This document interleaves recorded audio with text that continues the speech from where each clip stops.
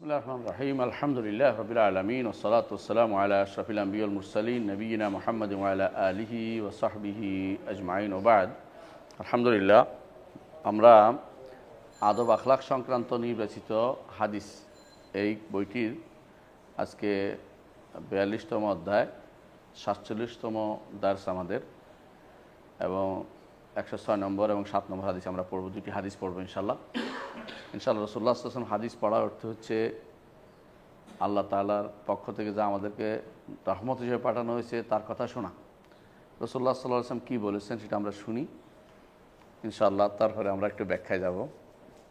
প্রথমেই তিনি বলছেন, হাদিসটার অধ্যায় বিন্যাসে ব্যবহার হয়েছে বাবু রহমাতিল বাহাইম ওয়াদ দাওয়াব, জীবজন্তু যেগুলো আমাদের অধীন আল্লাহ করে দিয়েছেন তাদের প্রতি দয়া, তাদের প্রতি দয়া, কীভাবে জীবজন্তুর প্রতি দয়া করা হবে রাসূলুল্লাহ আমাদেরকে কিছু দিক নির্দেশনা দিয়েছেন, এবং এটার কি ফায়দা আছে, উপকারিতা, সেটা আমাদেরকে তিনি বলেছেন। প্রথমে আমরা হাদিসটি পড়ি। আন আবি হুরায়রা রাদিয়াল্লাহু আনহু قال عن النبي صلى الله عليه وسلم, আবু হুরায়রা রাদিয়াল্লাহু আনহু বলেন রাসূলুল্লাহ সাল্লাল্লাহু আলাইহি ওয়াসাল্লাম তিনি হাদিস বর্ণনা করছেন, বাইনামা রাজুলুন বিতারিকিন, একজন মানুষ এক রাস্তা দিয়ে যাচ্ছিল, একজন পুরুষ মানুষ রাস্তা দিয়ে যাচ্ছিল।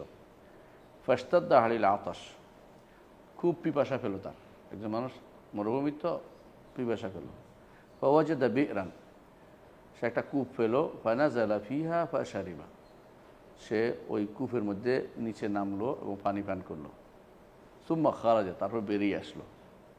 ফাইদা কালবুন ইয়ালহাথু, দেখলো যে একটা কুকুর ইয়ালহাথু, জিহ্বা বের করে হাঁপাচ্ছে। সাধারণত কুকুরে লাহাস বলে এটাকে, জিহ্বা বের করে হাঁপানোকে, অর্থাৎ অপারগ হয়ে গেলে যা করে আর কি কুকুররা। বা ইয়ালহাসু ইয়াকুলু সারা মিল আতাস, সে পিপাসা কিছু না পাইয়া মাটি ছাড়তেছে। ফকাল রাজুল, লোকটা তখন বলল, লাকাদ বালাগা হাযাল কালবা মিনাল আতশি মিসলাল্লাযী কানা বালাগা মিন্নি মিনাল আতশি, এই কুকুরটা পিপাসায় এমন অবস্থায় পৌঁছে যে অবস্থা আমি একটু আগে ছিলাম। তার মনে হয়েছে আমি যে অবস্থা, মরার মতো অবস্থা ছিল, কুকুরটার অবস্থা খুব ভয়াবহ, কুকুরটার অবস্থা খুব ভয়াবহ। ফানাজালাল বীর, সে নিজে এরপরে দেখলো যে কুকুরটাকে পানি খাওয়াবে, এই জন্য সে নামলো, কূপে নামলো। আরব দেশের কূপ কিন্তু আমাদের পুকুর না, এটা গোল, ইন্দিরা কয় আমাদের দেশে, ইন্দিরা কয়, এমন গোল থাকে, তো নামার মতো জিনিস রশি থাকে, নামলো। ফামাল খুফাহু, সে তার খুফ অর্থাৎ মোজা ভিজে আনলো, মোজার ভিতরে করে পানি আনলো। আরব দেশের মোজা যেগুলো, এগুলো ভিতরে চামড়ার মোজা হয়। আমার দেশের অনেকে বড়ুরা পরে কোনো সফরটা শীতকালে চামড়ার মোজা আছে, ওটার ভিতরে ওই ইয়ার মোজা, কাপড়ের মোজা না, সে তার চামড়ার মোজা ভিজে উঠাইলো, পানি উঠাইলো, ভিতরে দিয়ে পানি উঠাইলো। ফাসাকাল কালবা, কুকুরকে পানি পান করালো। ফাশাকার আল্লাহু লাহু, আল্লাহ তার এই কর্মের শুকর গুজার হলেন, আল্লাহ তাআলা তার প্রতিদান দিলেন। ওয়া গাফারা লাহু, তাকে ক্ষমা করে দিলেন। ক্বালু ইয়া রাসূলুল্লাহ, সাহাবা কেরামরা শুনে বললেন, ইয়া রাসূলুল্লাহ ওয়া ইন্না লানা ফিল বাহাইমিল আজরান, আমরা যে সমস্ত চতুষ্প জন্তু এগুলির মধ্যে কি আর সওয়াব পাবো? ক্বালা রাসূলুল্লাহ সাল্লাল্লাহু আলাইহি ওয়াসাল্লাম বললেন, ফি কুল্লি যাতি কাবাদিন রাতাবাতিন আজরুন, প্রত্যেকটি জীবিত কলিজার মধ্যে সওয়াব আছে। জীবিত কলিজা বুঝছেন, মানে প্রাণীকুলের মধ্যে যেগুলি প্রাণ আছে এগুলিতে খাওয়াইলে সওয়াব আছে, এগুলি খাওয়াইলে সওয়াব আছে। এটা তো হলো পুরুষের কথা বলা হচ্ছে। আরেকটা হাদিসে আসছে, বাইনামা কালবুন ইউতিফু রাকিয়াতিন, একটা কুকুর একটা কূপের চারপাশে ঘুরে বেড়াচ্ছে। আরব দেশে তো এটা কুকুরের বেশি থাকবে আর মানুষও বেশি, দুই ঘটনা ঘটতেই পারে। আর এটা হলো একটা বনী ইসরাঈলের একটা ঘটনা। কাদা ইয়াকতুলাহুল আতাশ, মানে পিপাসা তাকে যেন মেরে ফেলবে এমন অবস্থা কুকুর হইল। ইজরাআতহু বাগিয়্যুম মিন বাগায় বনী ইসরাঈল, বনী ইসরাঈলের এক বেশ্যা, সে দেখতেও পেল যে কুকুরের অবস্থা খুব খারাপ। ফানাজাত মুকাহা, সে তার মোজা খুললো, পায়ের জুতা খুললো যেটাতে পানি ধরে। ফাসাকাতহু, সে পানি তুলে কুকুরে খাওয়ালো। ফাগাফারাল্লাহু লাহা বিহি, আল্লাহ তাকে এই কারণে তাকে ক্ষমা করে দিলেন, মহিলাটা ক্ষমা করে দিলেন, বেশ্যাকেও আল্লাহ ক্ষমা করে দিলেন। মুত্তাফাকুন আলাইহি, উভয় হাদিসে ইমাম বুখারী বর্ণনা করেছেন।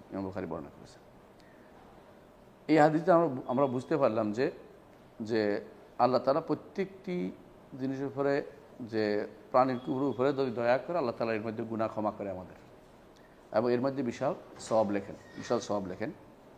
এটা আমরা হাদিস থেকে বুঝতে পারলাম।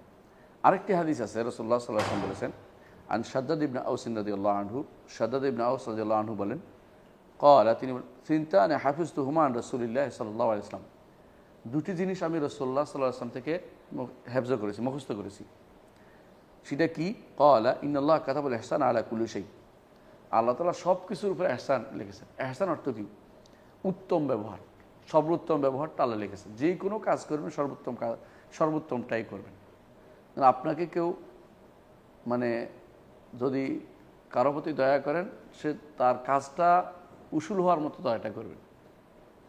মানে কাউকে 1 টাকা দিলে তো খেতে পারবে না, সে খাওয়ার চাচ্ছে, তাহলে খাওয়ার মতো করে দেন, এটা আর কি। কারো বিপদ আছে, উদ্ধার হচ্ছে না, আপনি তাকে বিপদটা উদ্ধার হওয়ার মতো করে দেন। ইহসান সর্বোচ্চটা করবেন যে কোনো ভালো কাজে।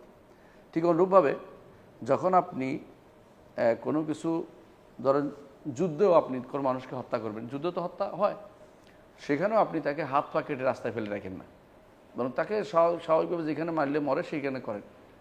অনেকে আছে, ধরেন এই যে আমাদের মাছ আছে না, মাছের কি করে সরাসরি ইয়াতে দিয়ে দেয়, এই জীবিত অবস্থায় তেলের মধ্যে দিয়ে দেয়। অনেকে আছে কষ্ট করতে করতে ধরেন কুকুরের পা ভাঙে একবার, হাত ভাঙে একবার, তারপরে তারে মারে। তো তার মারতেই হয়, তাহলে আপনি কি করেন?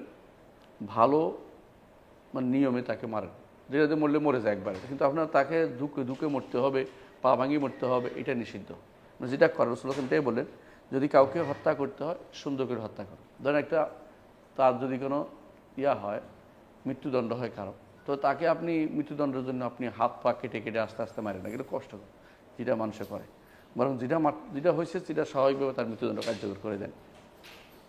ওয়াইদা যাবাহতুম ফাহসিনু যিবহা, আর যখন তোমরা কোনো প্রাণীকুলকে জবে করবা, যেমন আমরা জবে করি কোরবানির সময়, অথবা ছাগল জবে করি খাওয়ার জন্য, ফাহসিনু যিবহা, তখন তোমরা জবেটা সুন্দর করে করো। তাকে কষ্ট দিয়ে মেরে মেরে মেরে মেরে তারপর জবে করিও না, এটা খুব কষ্টকর।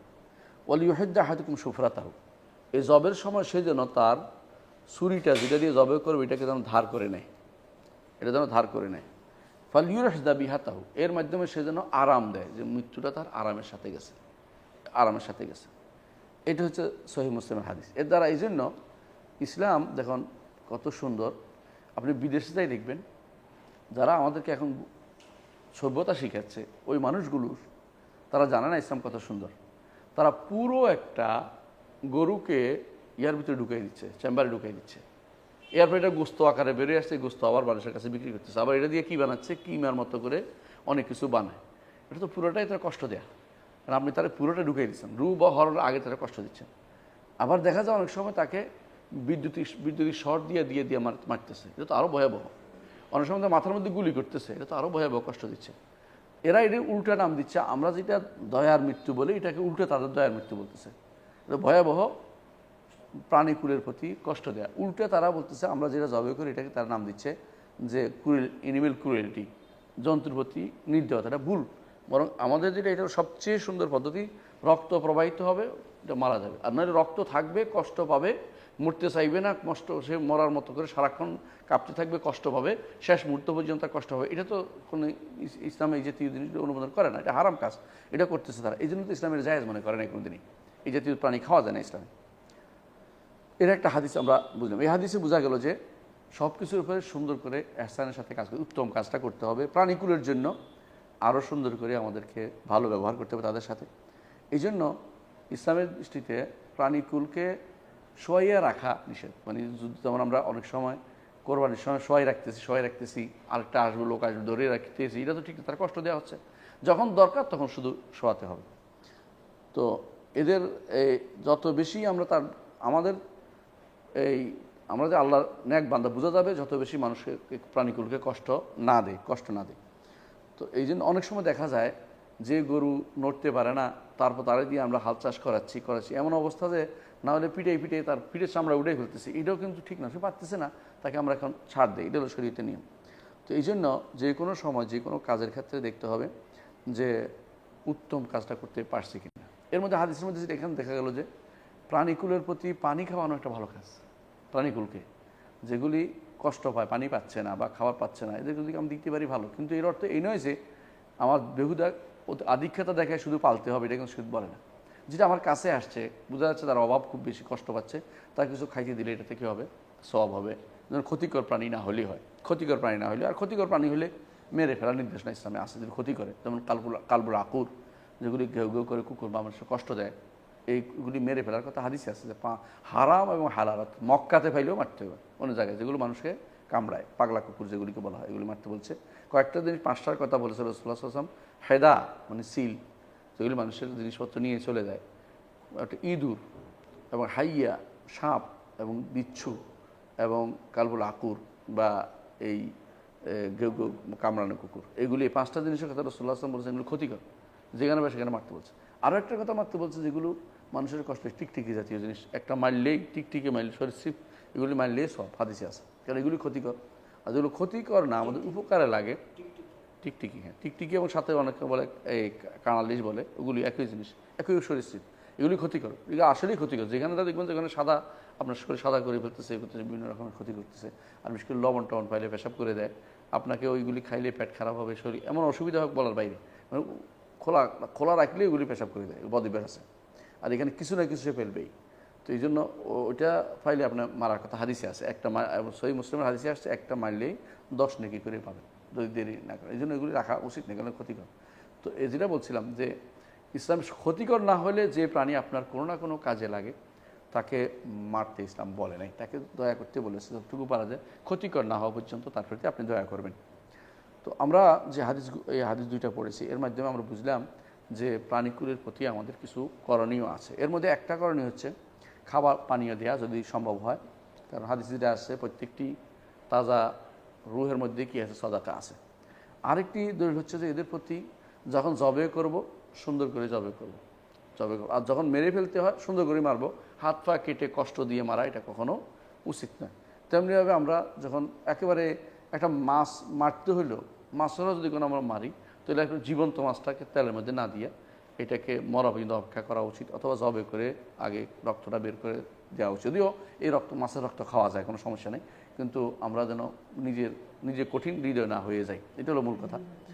আরেকটা হচ্ছে হ্যাঁ, ফ্রিজে রেখে তো মরে যাবে, এটা সমস্যা নেই, কিন্তু কষ্ট দেওয়া হচ্ছে যখন ইয়াতে দিই, সরাসরি আগুনের মধ্যে দিয়ে দিচ্ছি এটারে। আচ্ছা, এখান থেকে আরেকটা জিনিস পাইলাম হচ্ছে যে এই এদেরকে একটা মধ্যে লাগিয়ে দেওয়া যায় না। অনেকেই করে বিড়ালের, 2টা বিড়াল থাকলে এক পানি ঢেলে দেয় পিছন দিক থেকে, এতে অনেক সময় বিড়ালে কামড়াকামড়ি লেগে যায়, আসলে দেখতে খুব পছন্দ, এটা যায় না, কারণ এটা তো কষ্ট দেওয়া হয়।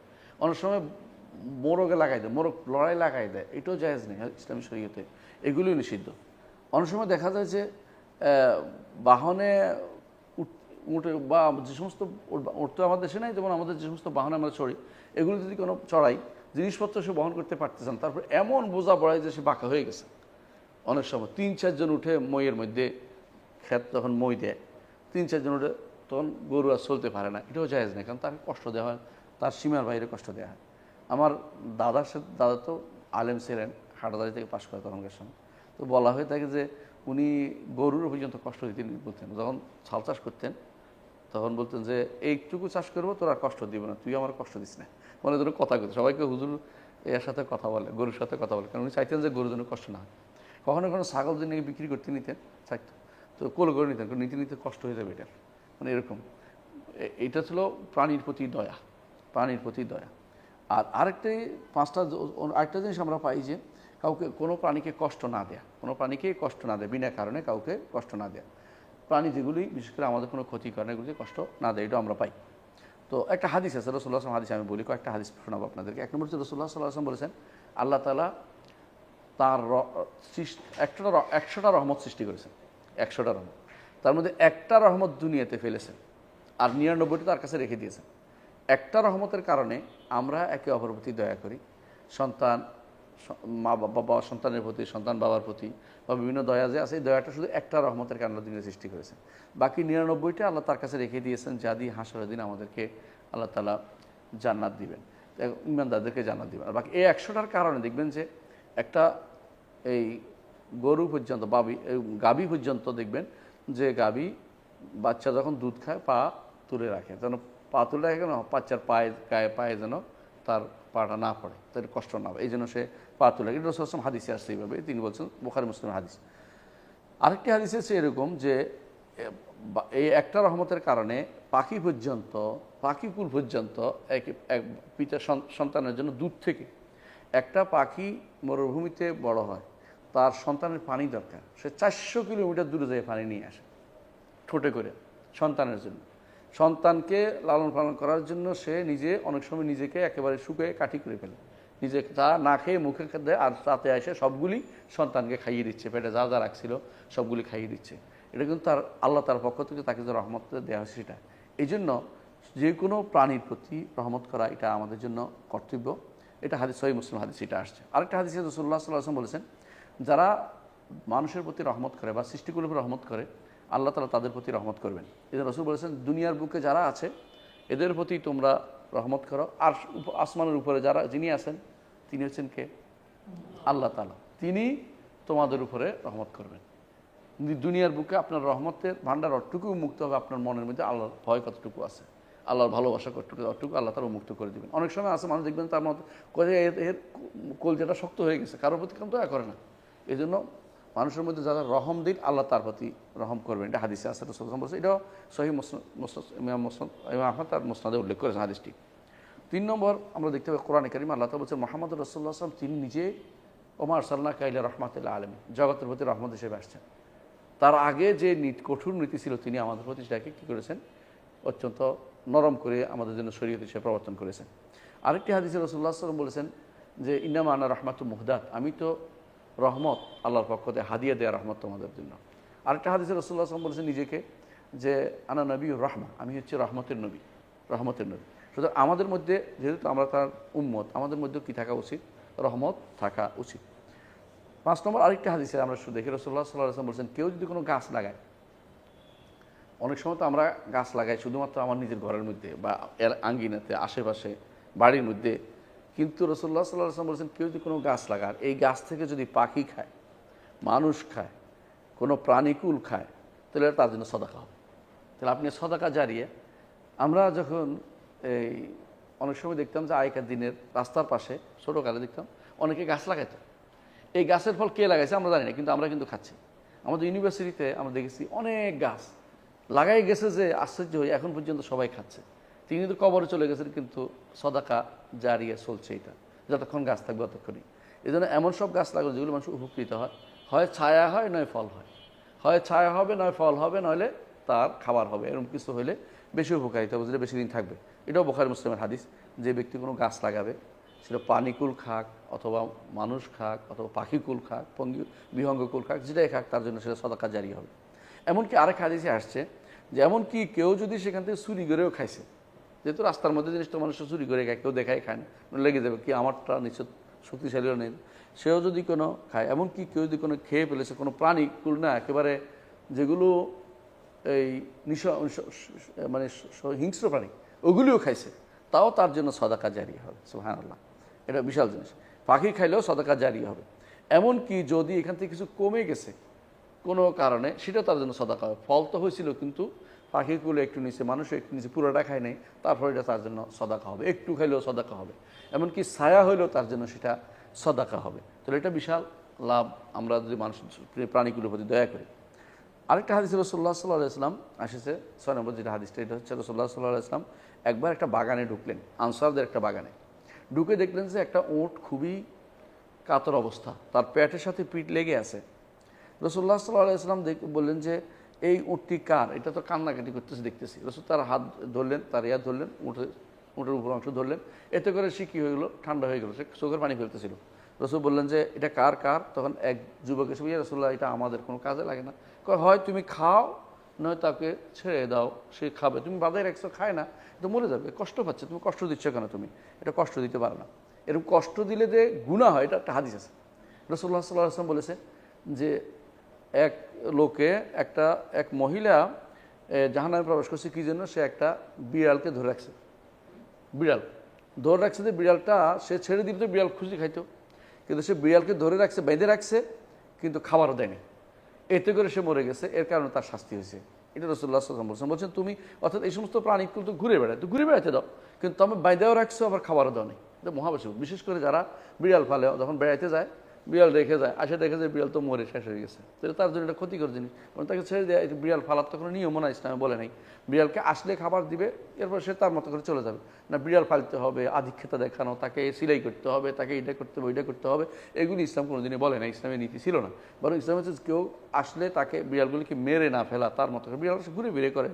এগুলির কারণে অনেক সময় মানুষের অন্তরের মধ্যে দয়া হয়, ছোটো বাচ্চারা খেলতে পারে, তাদের মধ্যে দেখার সামনে হয়, এগুলো তো নিষেধ নেই। কিন্তু এগুলিকে অতি বেশি আদর করে নিজের বিছনার উপর উঠাইতে হবে, রাখতে হবে, শ্যাম্পু দিয়ে ধোয়াইতে হবে, এগুলো ইসলাম বলে না, এগুলো বাড়াবাড়ি পর্যায়ে ইসলামের মধ্যে নাই। কিন্তু আবার যদি বেঁধে রাখা হয়, এরপর যদি কোনো মরে যায় তাহলে গুনাহ হবে, এটা ঠিক নয় কোনো দিনই। তাই আরেকটি দেখা যাচ্ছে যে এই কারণে হাদিস আছে, এটা বুখারী মুসলিমের হাদিসে শাস্তি হয়েছে, তার শাস্তি হয়েছে, মহিলার শাস্তি হয়েছে, কেন সে এই কারণে অসুস্থ হয়ে পড়ছে, এই কারণে মারা গেছে। তাই আরেকটি হাদিস আছে, রাসূলুল্লাহ সাল্লাল্লাহু আলাইহি ওয়াসাল্লাম একবার এক ওটের পাশ দিয়ে যাচ্ছিলেন, দেখলেন যে ওটের পিঠের সাথে লেগে গেছে। রসুল বললেন যে তোমরা এই অবুজ যে সমস্ত কথা বলতে পারেন এই প্রাণীগুলোর ব্যাপারে আল্লাহকে ভয় করো, কারণ এগুলিকে তো হয়তো সুন্দরভাবে খেয়ে দিয়ে মোটা করে রেখে তাদেরকে তোমরা উত্তমভাবে সফর করো, অথবা তাদেরকে তোমরা ছেড়ে দাও, কাউকে খেয়ে ফেলো, জবে করে খেয়ে ফেলো, এটা ভালো। কিন্তু খাবার দিবে না, ফেলে রাখবা, এটা ঠিক হইতে পারে না। হয় তুমি তাকে লালন পালন করো, নয় তুমি খেয়ে ফেলো, শেষ হয়ে যায়, কিন্তু নষ্ট করার কোনো অধিকার তোমাদের নাই। আরেকটি হাদিসে রাসূলুল্লাহ সাল্লাল্লাহু আলাইহি ওয়াসাল্লাম বলেছেন যে এগুলোকে তোমরা যে সমস্ত প্রাণীকুল তোমাদের কাছে, এগুলোকে দুইটা কাজ করবে। একটা হচ্ছে হয় তোমরা উত্তমভাবে লালন পালন করো, কিন্তু এগুলোকে অথবা ছেড়ে দিলে উত্তমভাবে ছেড়ে দাও, ভালো অবস্থায়, কষ্ট দিয়া মেরে ফেলে রাস্তার মধ্যে ফেলে রাখো না, কারণ তোমার কেউ নিবে না। আর একটা দিন বলেছেন তোমরা এগুলোকে কুর্সি বানিও না, চেয়ার বানিও না। চেয়ার বানানো বুঝেন কিনা? তখনকার দিন ধর আমরা এখন গাড়িতে যখন বসে থাকি, অনেকে এসে বসে থাকতো কিসের উপরে? প্রাণীকুলের উপরে। প্রাণীকুলদের দাঁড়িয়ে থাকে তাদের কষ্ট বেশি হয়, হাঁটলে কিন্তু তার একটা চলন আছে। যে কোনো সময় আপনিও দেখবেন যে দাঁড়িয়ে থাকলে আপনার বোঝা তুলে দিলে আপনার খবর আছে, হাঁটতে থাকলে অন্তত এটা নিয়ে কিন্তু দৌড় দিতে পারবেন, যে এখানে রাখে দিতে পারবেন, কিন্তু আপনার বোঝা তুলে দিয়ে আপনি বসে থাকতে পারবেন না। রাসূলুল্লাহ সাল্লাল্লাহু আলাইহি ওয়াসাল্লাম এই জন্য সেই সমস্ত প্রাণীকুলের উপরে তোমরা কুর্সি বানিয়ে বসে থাকো না। বড় লোকেরা কাম করতে আসে তখনকার সময় তারা একটা বানায় রাখতো, যেটার উপরে আমরা যে ওখানে বসবো, উটগুলি রেখে দাও, এটা রাসূলুল্লাহ সাল্লাল্লাহু আলাইহি ওয়াসাল্লাম নিষেধ করেছেন, এইগুলি করে প্রাণীকুলকে কষ্ট দেওয়া হয়। এটাও ইমাম আহমদ বর্ণনা করেছেন, হাদিসটি সহিহ। অনুরূপভাবে দেখা গেছে আয়েশা রাদিয়াল্লাহু আনহা একবার তিনি একটা ওটের উপর উঠছেন, ওটটা চলতে পারে না, তো উনি খুব এটাকে দিচ্ছেন যে যেন চলে, যেন রাসূলুল্লাহ সাল্লাল্লাহু আলাইহি ওয়াসাল্লাম বললেন যে ইয়া আয়েশা আলাইকি বিরিফক, আয়েশা খুব কোমল হও, যে কোনো কিছু কোমলতা আছে সৌন্দর্য আছে, যেটা কঠিনতা আছে সৌন্দর্য নাই, এদেরকে তোমরা কঠিন আচরণের সাথে করতে পারো। হাদিসটা সহিহ মুসলিমে আসছে। আরেকটি হাদিসে রাসূলুল্লাহ সাল্লাল্লাহু আলাইহি ওয়াসাল্লাম তিনি নিষেধ করেছেন যে তোমরা উটগুলোকে বা এই সমস্ত প্রাণীগুলোকে বেঁধে রাখিও না। অর্থাৎ কী জন্য? অর্থাৎ বেঁধে রাখবেন এইভাবে যে হত্যা করার জন্য আটকে রাখছেন, মানে তাকে জবে করবেন, তো তাকে বেঁধে রাখছেন, এখন সে নড়তেও পারে না, ছড়তেও পারে না। অনেক সময় কী করে, কোরবানির সময় এটা হয়, হাত পা বেঁধে রেখে দিচ্ছেন, জবে করছেন, তারপরেও হাত পা নড়তে দিচ্ছেন না, এটা তো খুবই কষ্ট।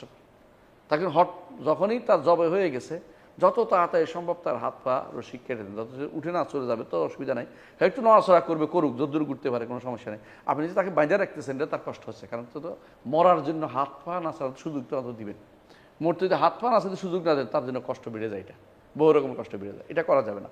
এটা রাসূলুল্লাহ সাল্লাল্লাহু আলাইহি ওয়াসাল্লামের হাদিসে নিষেধ আসছে যে তুসবারা বাহিমা, যে একটা প্রাণীকুলকে আপনি বেঁধে রাখবেন, এটা হতে পারে না। আবার রাসূলুল্লাহ সাল্লাল্লাহু আলাইহি ওয়াসাল্লাম তিনি যখন তখনকার দিনে উঠে দৌড় হইতো, দৌড় হইতো, তো দৌড়ের মধ্যে দুইটা প্রাণী একসাথে বাঁধতে নিষেধ করেছেন। কারণ হচ্ছে আপনি দুইটা প্রাণী একসাথে বাঁধতে কী ক্ষতি?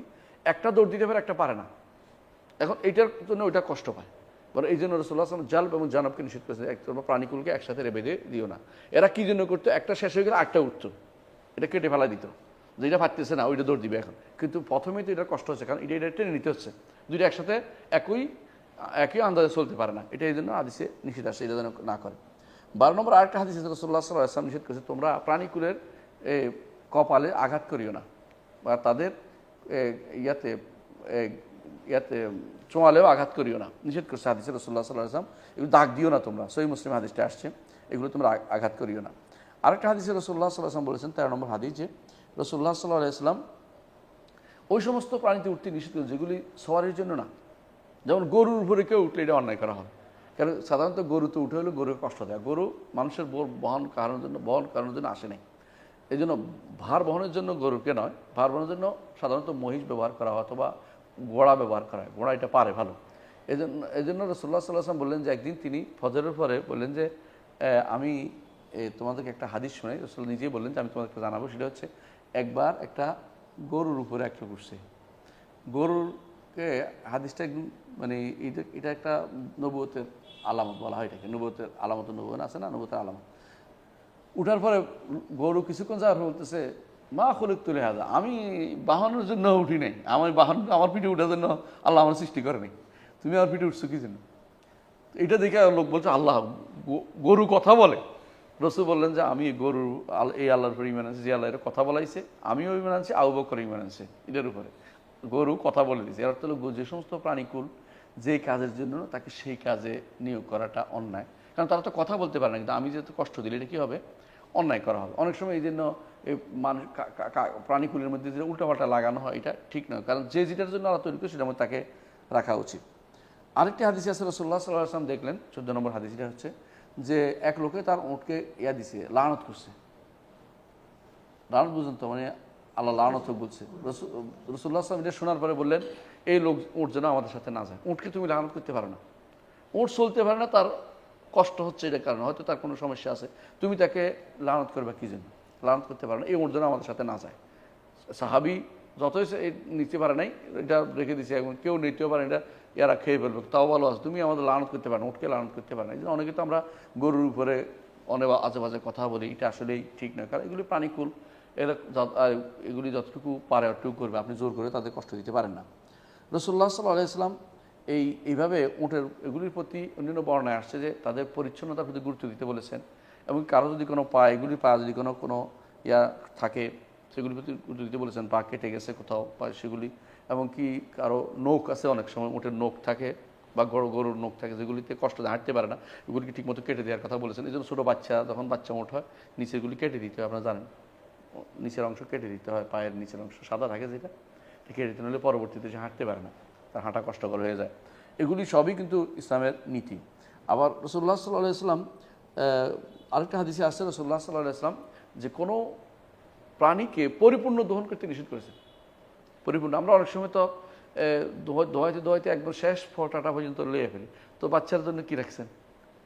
বাচ্চার জন্য একটু রাখতে হবে, এটা হাদিসে নিষেধ, পরিপূর্ণভাবে দোয়াই না, কিছু রাখতে হবে তার, কারণ বাচ্চার জন্য তো কিছু তোমাকে রাখতেই হবে। সবসময় তো পরিপূর্ণ দোয়াই ফেলতে হবে না। হ্যাঁ, একসময় আপনি ফুল দোহাইতে পারেন, কিন্তু সবসময় পরিপূর্ণ দোহাই ফেলবেন তো বাচ্চার জন্য কী থাকবে? বাচ্চা তো শুকিয়ে যাবে, তার তো একটা অধিকার আছে, তার বাচ্চার তো একটা অধিকার আছে এই প্রাণীকুলের প্রতি। এইভাবে আমরা দেখতে পাচ্ছি রাসূলুল্লাহ সাল্লাল্লাহু আলাইহি ওয়াসাল্লাম আরও নিষেধ করেছেন মুসলা যেন না করা, অর্থাৎ কোনো প্রাণীর কোনো কেটে ফেলা হয় তাকে এই কেটে ফেলা, কোনো অংশ কেটে দেওয়া, এটা নিষেধ করেছেন রাসূলুল্লাহ সাল্লাল্লাহু আলাইহি ওয়াসাল্লাম। তো আমরা দেখতে পাচ্ছি রাসূলুল্লাহ সাল্লাল্লাহু আলাইহি ওয়াসাল্লাম আমাদেরকে শিখিয়েছেন প্রাণীকুলের প্রতি কীভাবে দয়া করতে হবে। এটা যদি আমরা প্রতিপালন করে চলি, মানুষ প্রাণীকুলের প্রতি কী দয়া করবে? মানুষের প্রতি দয়া করছে না, মানুষের প্রতি আমরা কষ্ট দিচ্ছি। রাসূলুল্লাহ সাল্লাল্লাহু আলাইহি ওয়াসাল্লাম আমাদেরকে এই জন্য আগে আরও গত হাদিসে আমরা পড়েছিলাম যে তিনি সাবধান করেছেন যে সাবধান, তোমরা কাউকে তার সাহায্যের বাইরে কষ্ট দিও না, যদি কারো সাহায্যের বাইরে কষ্ট দাও তোমরা তার সাহায্য করিও তাকে, সে যেন কাজটা করতে পারে, তাকে সাহায্য করি। তো আমরা যেন ভালো কাজে পরস্পর প্রতিযোগিতা করি, খারাপ কাজ থেকে দূরে থাকি। বিশেষ করে যে সমস্ত প্রাণীকুল আমাদেরকে আল্লাহ তাআলা আমাদের অধীন করে দিয়েছেন আমাদের উপকারার্থে, এগুলির প্রতি আমরা নির্দয় না হই, আমরা যেন দয়া দেখাই। আল্লাহ আমাদের তৌফিক দান করুন ইনশাআল্লাহ। আগামীতে অন্য হাদিস পড়ব আমরা। সুবহানাকাল্লাহু ওয়া বিহামদিকা আশহাদু আল্লা ইলাহা ইল্লা আনতা আস্তাগফিরুকা ওয়া আতুবু ইলাইক। আসসালামু আলাইকুম ওয়া রাহমাতুল্লাহি ওয়া বারাকাতুহু।